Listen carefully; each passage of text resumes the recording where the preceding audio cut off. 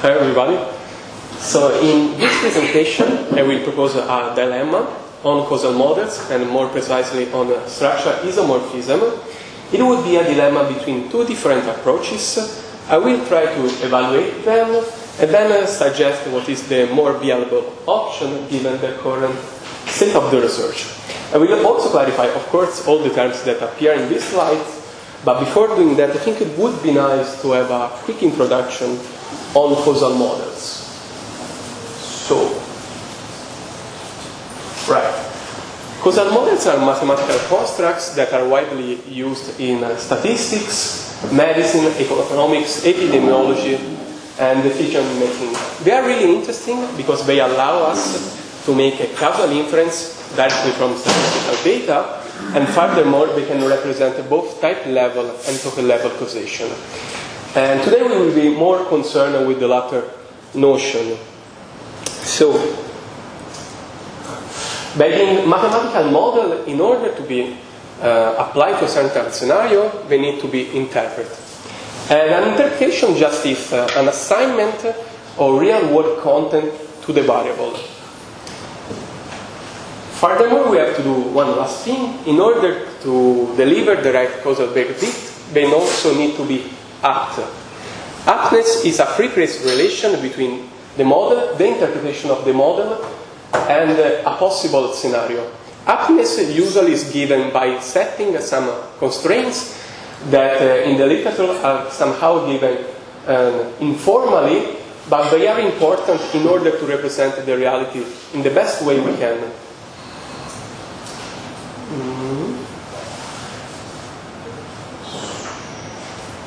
So, and lastly, causal models come with a recipe. A recipe just is a set of rules that enable us to determine if a certain variable with a certain value is an actual cause of another variable with a certain variable in the model. I will briefly go through it so that once we have it, we can apply to the scenarios that we will go through.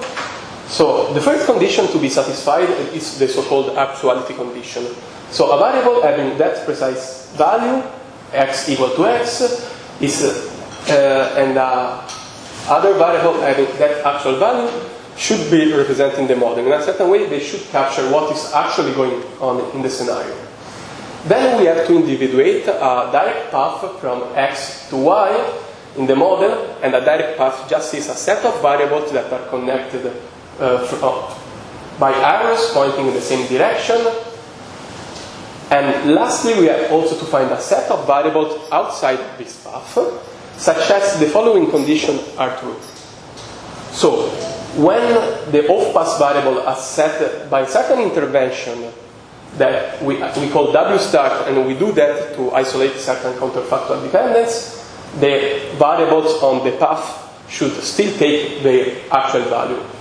The second condition tells us when the off-pass variable are set to that specified assignment, the variable under examination should not change their values. And the third condition is telling us when W is equal to W start, so the off-pass variables are taking the value that we decide. Wiggling the value of the variable we are considering the cause should lead to the variable that we are considering the effect to change. If all these conditions are satisfied, then we can safely infer that x with that value was an actual cause of y with that variable value in the model. So, finally we come to the problem of isomorphism. So it's a recent challenge for philosophers working in causal models, was first discovered by all in 2007, and basically arises anytime we have one representation, so one model that is more enough to represent different scenarios. But still those scenarios are different. They have different causal structure, and presumably we have also different intuitions about that could lead to different causal attribution. It's easy to grasp once we have I don't know why it's doing like that, but yeah. So once we have the scenarios under our eyes, so I take two. One is the classic overdetermination, we have Billy and Susie, two kids that would like to destroy a window. They each throw a brick at the same time with the same speed and intensity. Both bricks strike the window and the window shatters. In the second case, that is called bogus prevention, there is an assassin who intends to poison the king, precisely the king's coffee. But at the very last minute, she changed her mind and refrained to do that. No matter what, every morning, the king's bodyguard is compulsively putting the antidote in the coffee of the king. And having already done so this morning, the king survives. As you can see from these slides, actually, the model here, the causal model here is enough to capture what is going on. X in one case would represent Susie, and Y would represent Billy, with Z being the window shattering. But we could also see in this model X as the assassin intending to adding the poison or not, the bodyguard adding the antidote, and the king surviving. And isomorphism precisely arises given the fact that the model can be interpreted so that the same assignment of values to the variables entails all the true counterfactual. And once we have interpreted the model, we can see and reveal the isomorphism. This, of course, creates an issue. Why? Because if we go to run our recipe to determine what variable is an actual cause of what, we will get the right result in the case of overdetermination, but of course the wrong result in the case of bogus prevention. Why? Well, because in the case of overdetermination, in order to reveal the counterfactual dependence, we have to fix one of the variable to its not actual value. Suppose we want to understand if Susie is an actual cause of the window shattering, we should switch off the value of the variable representing Billy, so that we can observe the counterfactual dependence between Susie throwing the rocks and the window shattering. If we don't do that, of course, we cannot see the counterfactual dependence. Why? Because had not Susie thrown the brick, Billy would have, and they would have shattered nonetheless. Symmetrical reasoning also, of course, for the case of Billy, and we can safely infer that they are both actual case of the window shattering. But if we do the same kind of reasoning in the case of bogus prevention, we end up considering the bodyguard that is represented by Y equal to 1 as an actual cause of the king's survival. And this, of course, is counterintuitive, because even if it is true that the bodyguard had the antidote, no matter what, the king would have survived, since there was no poison at all in the coffee. So, there are basically two approaches in the literature to deal with isomorphism. The first one is kind of to affirm, well, something is going wrong. We are not well equipped to deal with isomorphism because the variables are taking some, they are showing some weak behavior we are not expecting.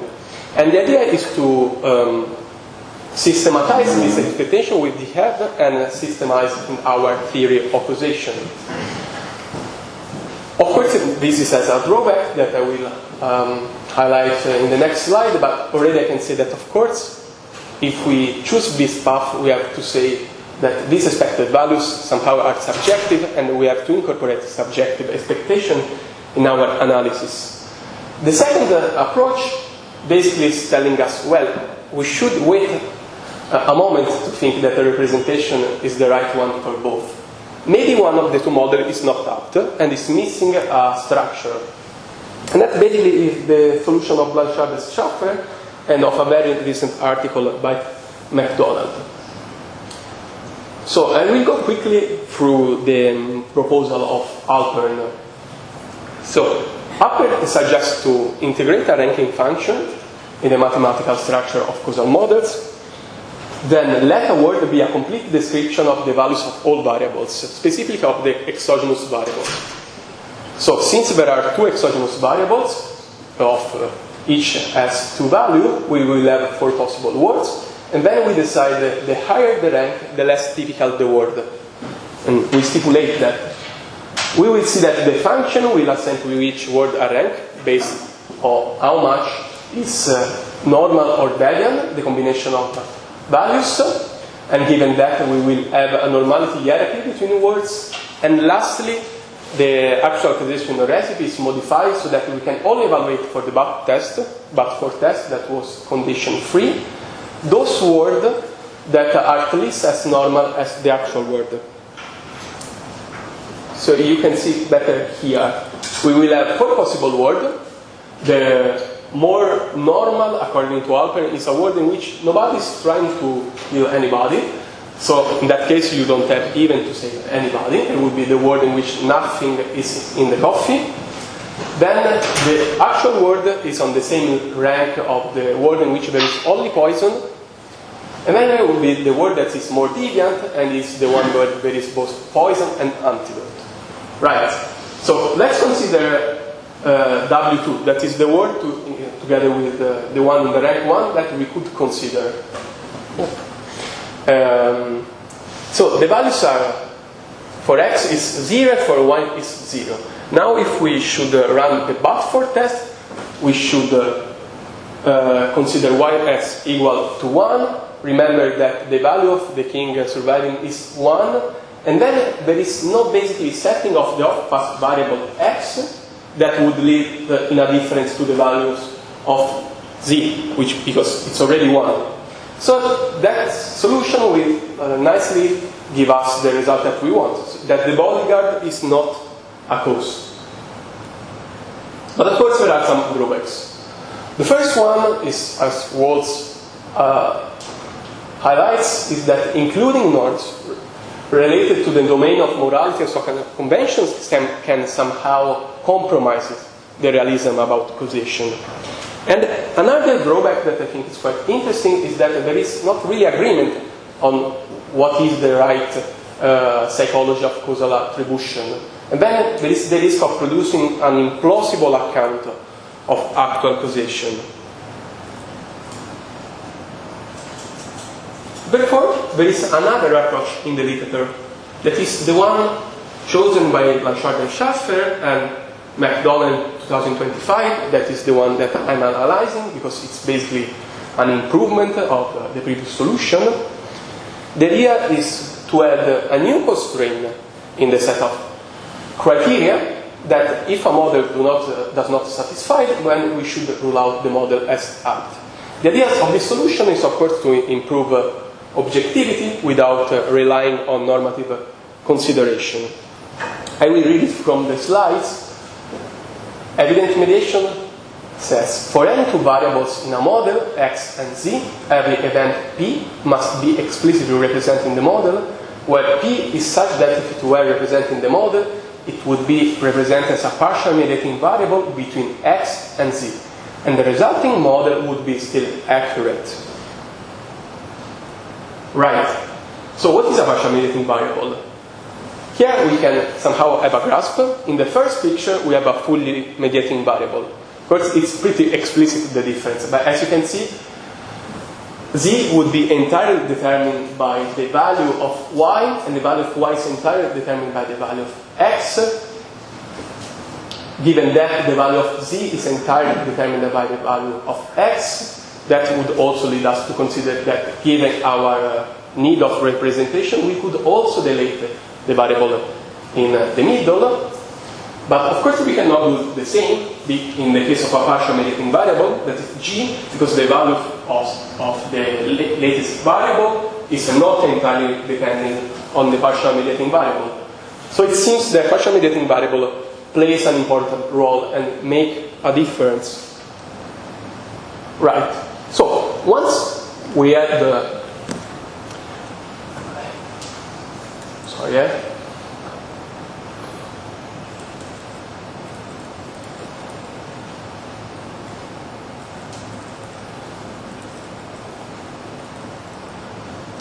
Once we add the partial mediating variable, we are able to break the isomorphism. The partial mediating variable here represented the neutralization not occurring. And if we run the recipe, At this point, I'm not going to through it again, we will observe that y, the bodyguard, is not an actual cause of z anymore, nicely. But I think the introduction of the n variable is puzzling. Why? Basically, there are two problems with this solution. One was already highlighted by Bisoki, 2023, in which isomorphism is kind of puzzling to have a variable representing a neutralization that is not occurring, because if there is no poison and we are intervening on the neutralization, so neutralization is actually occurring, what is the neutralization counteracting? It seems that there is just a chemical product there, but we shouldn't speak about neutralization. But I will choose another approach. I think actually that there are some cases in which the interpretation of the variable n would lead to not satisfy evident mediation, and so to not overcome isomorphism. Let's do a step back. Evident mediation asks us to represent all the variables that are partially mediating variable as long as the model remains accurate. The conditions for accuracy are the following one. First, the interpretation of the model is permissible, which means it satisfies the constraints imposed by other affines criteria that are exhaustivity, and independence. The first two regards the values of one single variable, whereas the third one is the one that I will discuss later. Then other two conditions need to be satisfied. The first one is telling us for the values assigned to the exogenous variable, by the assignment, the description of the corresponding events are realized by the actual events, so that the assignment is well done. And the third condition is telling us, well, the interior counterfactuals need to be true. Now, let's focus on independence. Independence is telling us the values of the different variables must represent distinct events understood along the lines of logical, conceptual, and mereological independence. So I propose this example. Imagine a poison that acts by excessively stimulating the sympathetic nervous system. For example, a very high dose of amphetamine. That will create agitation, hyperintension, tachycardia, all of which are really dangerous for the pretty old king. Now, since there is basically no universal antidote, let's think that every morning the bodyguard is adding a beta blocker. The beta blocker is kind of able to counteract the effect of the high dose of amphetamine. It has a calming effect on the heart, it slows the heart rate and lowers the blood pressure. But it manifests its effect through different physiological pathways. In other words, neutralization is occurring because the two relata are counterbalancing each other, but they are doing so without direct interaction in the body. And nonetheless, I would maintain neutralization is still occurring because the coffee is not anymore, it's not able to harm the king. And I stress this point, from an observer point of view, the entire scenario still unfolds diachronically, and I would say it's intelligible and valid from a pragmatic point of view, speak of causation. Like the presence of the antidote causes the coffee to be neutralized. But again, from a metaphysical point of view, the neutralization is an event that is synchronously dependent of the poison and the antidote being there, and it's the wool that is composed by them. So what's happening is that the values of variable are representing events that stay in a particular relation, and therefore independence is violated. What is the weight of this argument? Well, if we go back to accuracy, condition 1 fails. Why? Because the addition does not satisfy the independence criterion, and therefore the revised model has an impermissible interpretation. Once the interpretation is impermissible, evident mediation would suggest us to not add the variable representing the neutralization. And given this line of reasoning, the case remains isomorphic to overdetermination. I will push myself to affirm that Isomorphism, at least according to evident mediation, is not solved when the variable that might overturn the verdict represents an event standing in a non-causal relation. This is because presumably it will fail to satisfy the criterion of independence. Right. So I'm coming to the conclusion, but first the upshot of the dilemma. So we can ask ourselves if subjectivity is necessarily a concern in actual causation. I'm quoting Alpern and Hitchcock here, that affirms striving for objectivity in a discussion of causation is not problematic. What is problematic in itself is claiming for objectivity for actual causation. And I would agree on that, specifically because actual causation plays a central role for us as human beings, because we apply constantly in postdoc of attributions of causal responsibility, and this is also central to our judgments in case of moral responsibility. Therefore, I run a bit, but here is my last remark. While evident mediation offers an elegant framework, I think currently it doesn't work because there might be some partial mediating variable that represent events that violate distinctness. And I'm also recognizing that the Dylan default distinction that we saw, for example, through Alpern, comes with its own drawbacks, such as the loss of objectivity in evaluating actual causation. But since there is a more refined version of evident mediation, I think that it's a compromise worth making. And here are the references, and more importantly, thank you.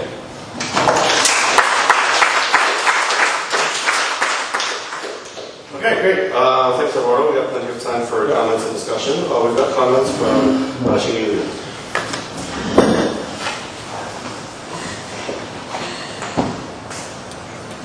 Would you like to sit here?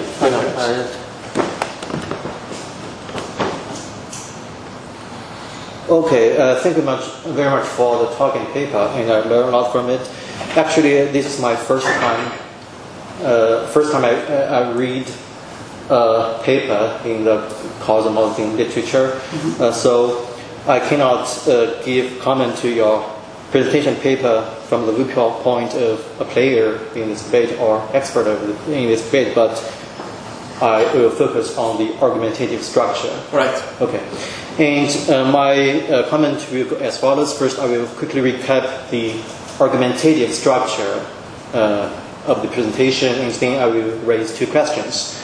The aim of this presentation is negative rather than positively to defend a certain positive thesis, namely to argue against the non-psychological approach to the problem of structure isomorphism in cosmotic literature. And the problem of structure isomorphism is, simply put, is that the same causal model can apply to two different cases while still allowing for conflicting causal judgments. And specifically, the author focused on MacDonald's approach as a solution to the problem of structure isomorphism, and examining how MacDonald's solution behaves in the pair of overdetermination case and bogus prevention case. And the setting of this discussion is that MacDonald's approach, the settings of this approach is that the non-psychological approach cannot account for the bogus prevention case, in the sense that this case allows for the counterintuitive result that the bodyguard's action in this case is causally responsible for the king's life, contradicting our ordinary judgment that the antidote was irrelevant. And MacDonald's approach as a solution to this problem is that she she introduces a new model for bogus prevention case, call it evidence mediation model. Thus, she can conclude that, hey, the models of two cases are different. Thus, the problem of structural isomorphism is explained away. Not explained, but explained away. And however, our author argues that McDonald's approach in his new model, the success of which crucially relies on what the concept of neutralization means in his approach. And the author gives us two readings of neutralization. According to the first reading, it means the chemical reaction. Under this reading, there's no problem of McDonald's approach. But according to the second reading, according to which neutralization is understood as the counterbalance stuff in, let's say, in water without chemical interaction, then there is a problem. Namely, the so-called independence principle, which serves as a background metaphysical assumption underlying McDonald's approach, is violated. It is violated because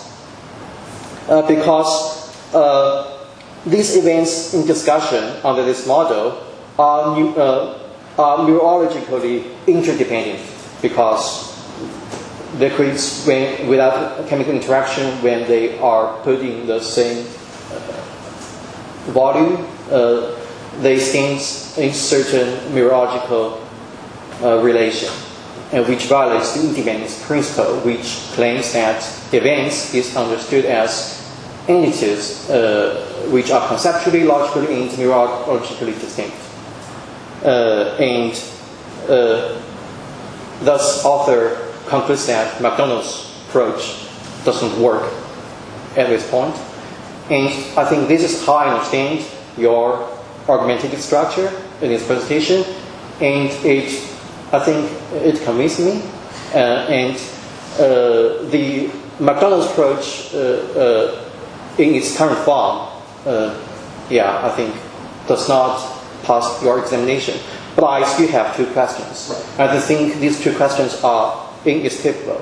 The first one is that to what extent the metaphysical assumption of McDonald's events, metaphysics of events, is necessary to her approach. Because in my mind, I have another metaphysical view of events, namely, event is understood as spatial-temporally distinct entity.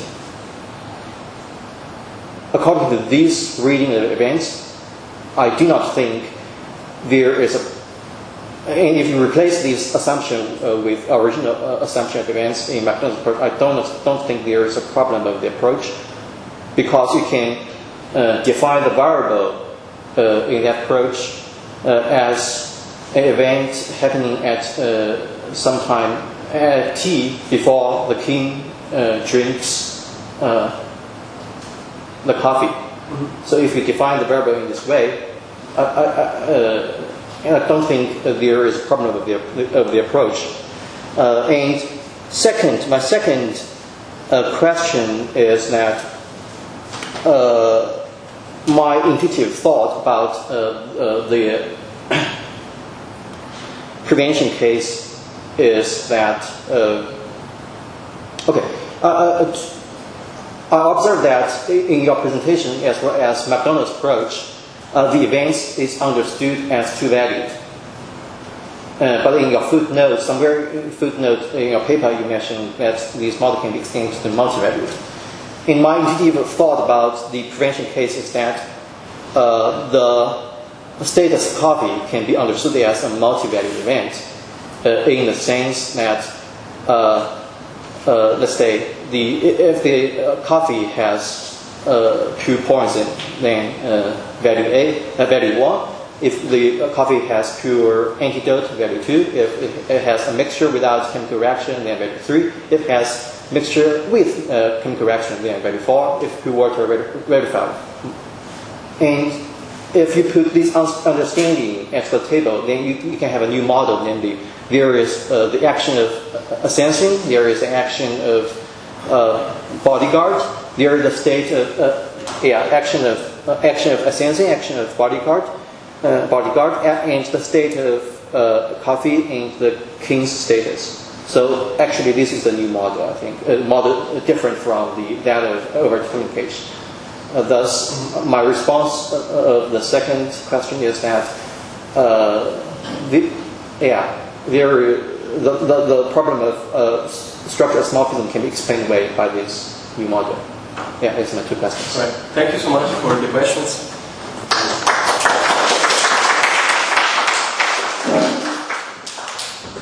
Quick reply from yes, absolutely.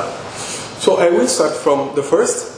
So the idea would be somehow to suggesting to replace the distinctness requirement with another one, saying we need events to be spatio-temporally distinct, right? If I got correctly.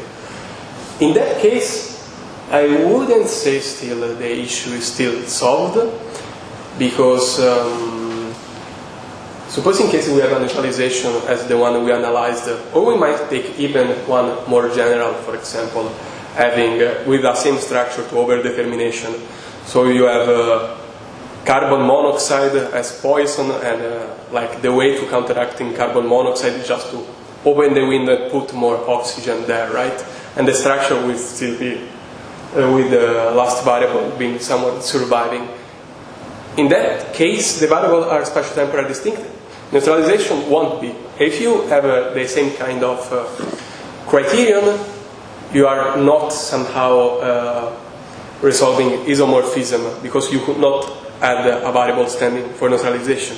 This is because I kind of think that if two events are spatio-temporally distinct, they are not even overlapping. So somehow we are moving along the same lines. This is the reply that I would have concerning this question. Of course, it's not entirely convincing. I will look forward to see your reply. And the second question, I would say, well, if we are able to resolve the problem of isomorphism by finding a new variable that has more values, well, I mean, well done, we solved that. But in a way, this is somehow, again, working against evident mediation, because the idea was, okay, we need a criterion that is telling us all the times what we are missing. And this criterion has to stay within our list of aptness criteria. And if we lose that possibility, well, of course we can solve the structural isomorphism, but we remain without a guide to lead us in that case. And I think this has a possible path, of course, but still I won't say how I would go against my argument. I take more as a suggestion to solve isomorphism. Okay, great. I'll take the queue for questions.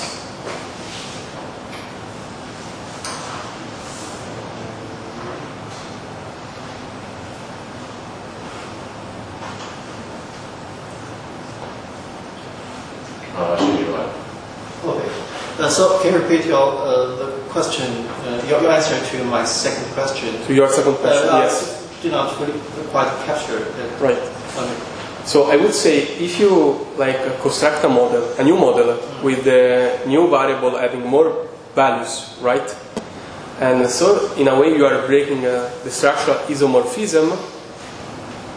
You are done by investigating the various possibility that you have. Like you are bringing the model with a new interpretation, so you are creating a new one, but you are doing that by choosing the best option you have.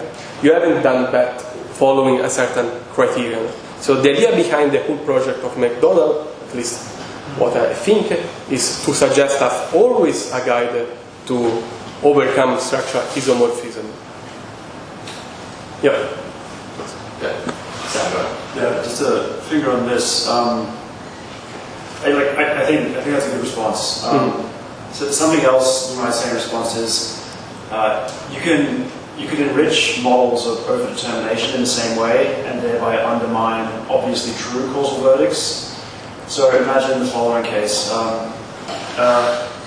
A measure will pass just in case one person votes in its favor, but two people vote for the measure. So the measure passes. The measure is passing is overdetermined, whether two people voting for it. But imagine that the way the votes are counted is by a machine, and the internal state of the machine represents whether both people voted for it, that's one value variable. Whether one voted for it and one didn't, that's another value variable. And whether both voted for it. So this model has the two vote variables, the vote counting variable, and whether the measure passes or not variable. And if you apply the recipe to this structure, you'll see that it says that neither of the votes are causes of the measure passing. But that's clearly the wrong result. And so the thought is that your way of modeling the bogus prevention scenario that gets the right result there, that the body mass action is not a cause of survival, is sort of subject to its own isomorphism problem, to a different representation of an overdetermination style scenario. So really, that can't serve as a general way of breaking the isomorphism. Okay, then my response is that,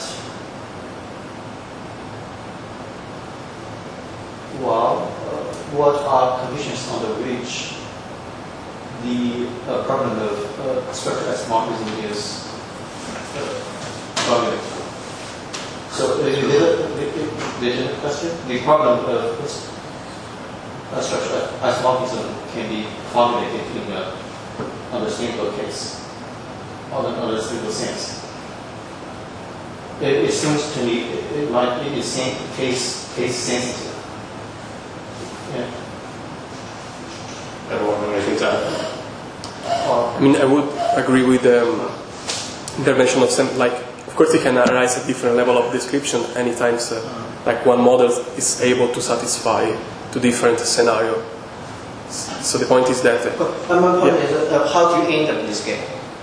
If you have a new case, I have a new model, and I can always have a new model. How do you end up this game? Right. So the point that I was suggesting with this presentation is that so far there is a way out, and is to endorse and to supplement our model with, for example, the approach of Alpern. There are others due to Hitchcock. So we are basically enriching our recipe to be able to have a different causal verdict. Of course we are losing something, so we are losing the full objectivity of our enterprise, but at least currently it works. So Great. Vera? Okay, thank you very much. So I have a very general question about the starting point of your discussion. So you start with the observation that we wouldn't want this isomorphism, or this isomorphism is bad because in one case there is a causal relation and in the other case there's not. yeah. And so what would you respond to a person who just denies this, who just says, okay, so there are two models here, and they're isomorphic, and both of them accurately model the dependence relations between the variables, and this is just too bad for some people's visions or something like that. So is there anything, I don't know, you can say to appease that person? Yeah, it's a good question actually. Because in a way I'm endorsing like a psychological approach. So we are kind of saying, okay, let's go with the approach that is able to transport our psychological case of causal attribution in the formal frameworks. I would say, well, if there is not such a big agreement, I would take that proposal as not really working if just one person is in disagree with the way we are like giving our verdict on the case. But yeah, thank you for the question. Other questions?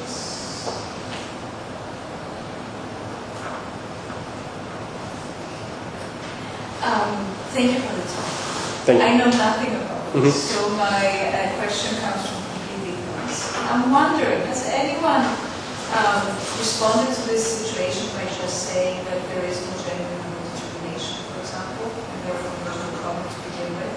So in the case of the two bullets hitting the window, it is each case, like one hitting the bullet, the other hitting the bullet, and both hitting the bullets, they result in different effects. Therefore, there's no common determination. Right.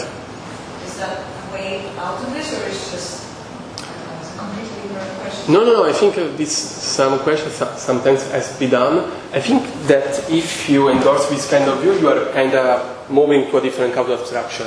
So it seems that you are assuming that those events somehow have some instances that they have, but other events that are causally contributing to the outcome do not.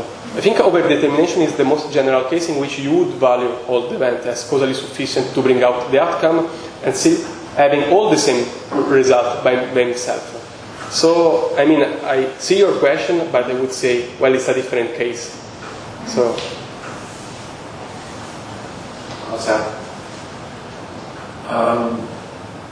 So, I guess I'm wondering how important you think distinctness is. We sort of talked about this the other day, but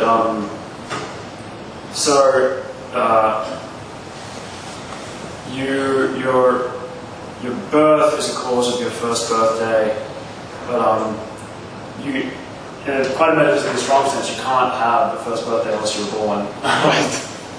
And so, yeah, it seems like maybe distinctness isn't like a totally exceptionless rule for causation, and so maybe we shouldn't be imposing something so strong on our causal models because maybe events that fail to be distinct in some metaphysical sense can enter into causal relations with one another. Yeah, thank you for the question. I mean, I would agree, honestly.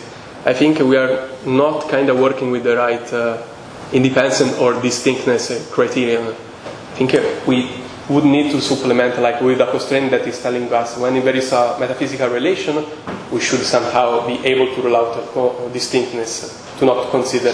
But still we need the distinctness because the underlying metaphysics of the whole project of MacDonald, for example, is a Archimean view of events. If you have a really fine-grained view of events, for example, you can have Brutus killing Caesar and Brutus ferociously killing Caesar, and they are two distinct events. But of course they cannot stay in a causal relation because they are somehow the same. So still you need like a criterion that is able to differentiate between events.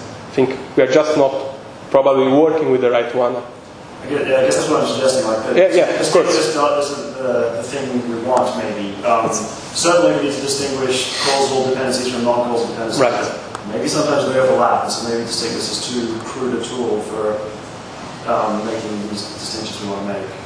Yeah, I agree. In which case, I might wonder how bad an objection this is to McDonald's, because I guess the objection turns on the proposal violates distinctness, and we need distinctness, but do we?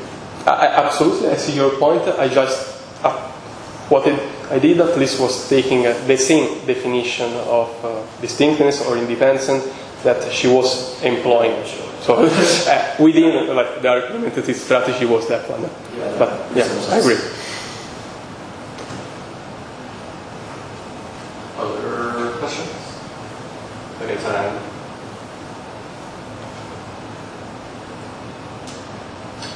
If there's no further questions, let's give our speaker a round of applause.